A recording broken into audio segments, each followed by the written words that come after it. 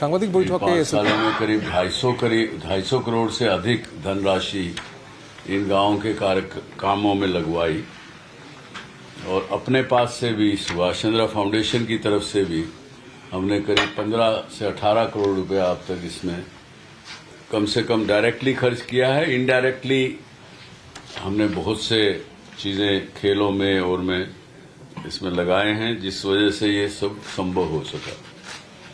यहाँ के हमारे करीब 20 बच्चे अलग अलग खेलों में नेशनल लेवल तक पहुंच चुके हैं।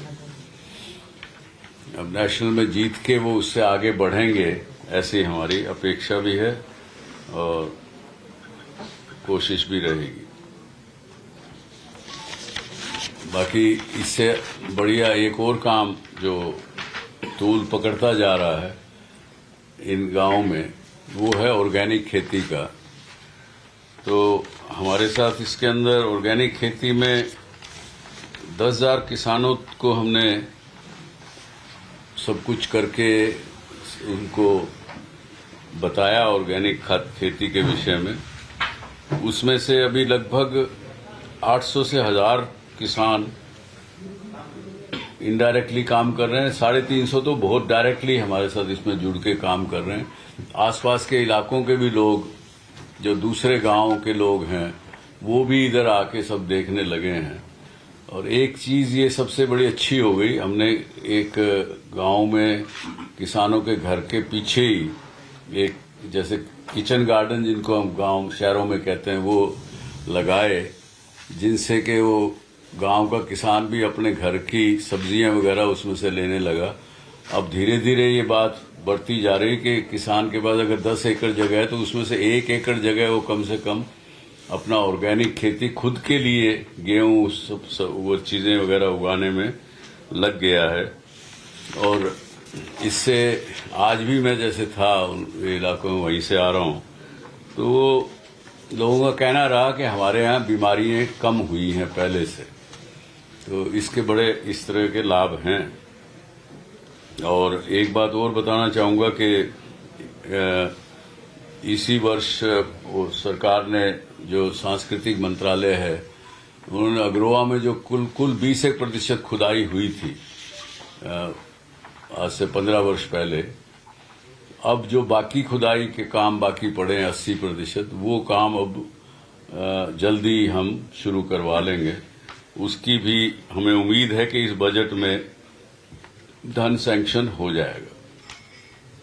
पिछले 6 महीने पहले टीम आके वहां पे देख के गई, आर्कियोलॉजिकल सर्वे ऑफ इंडिया की, उन्होंने अपनी रिपोर्ट दी थी। इसके ऊपर अब बजट सैंक्शन होके काम शुरू होगा और फिर आपके प्रश्नों के मैं जवाब दूंगा। यही कहना चाहूंगा कि इन गांवों की और हिसार जिले के कुछ भी आगे और भी काम होंगे तो उसमें हम पूरा सहयोग हर प्रकार का एज ए सांसद करेंगे, एज ए नागरिक करेंगे। यहाँ के जो जनप्रतिनिधि हैं, विधायक हैं, मंत्री हैं, उन सबके साथ मिलके आगे काम करेंगे। आपके मन में और किन कामों का भी आप आइडिया वाले आदमी हो, कोई न कोई आइडिया रहता है, अब क्या आइडिया, इतना काम कर लिया, आगे क्या करना? नहीं, जो एयरपोर्ट की जो हमने कल्पना की थी, उसके अंदर हम कहीं पे एक ठीक से समन्वय ना होने के कारण हम वो पहली चीज यूपी से हार गए। यूपी में वो जो हाँ जी, वो एयरपोर्ट वहां चला गया। नहीं तो हिसार जो है, वो Hisar would have been better candidate for a alternate. इधर आ जाओ, आ जाओ। Alternate candidate for a secondary airport to Delhi airport. लेकिन फिर भी इसको छोड़ना नहीं है, आगे फिर कुछ न कुछ करेंगे। और इसमें बहुत पोटेंशियल है। एयरपोर्ट अगर यहाँ पे ढंग का एस्टैब्लिश हो जाता है तो जितनी एयरलाइंस की जो पार्किंग की समस्या बड़े शहरों में होगी, वो यहाँ पार्क करने लगे। जब यहाँ पार्क करने लगेंगे तो यहाँ पे स्वाभाविक रूप से कुछ न कुछ उनकी मेंटेनेंस का काम शुरू होगा। जैसे पिछले 2 साल पहले जो हमने एक वॉशिंग यार्ड रेलवे का बनवाया यहाँ, तो उस समय था अरे वॉशिंग यार्ड का क्या फायदा है, क्या चीज है, लेकिन उसका लाभ ये हुआ कि वो ट्रेन जो पीछे भिवानी तक रुक जाती थी वो यहाँ तक रुकने लगी।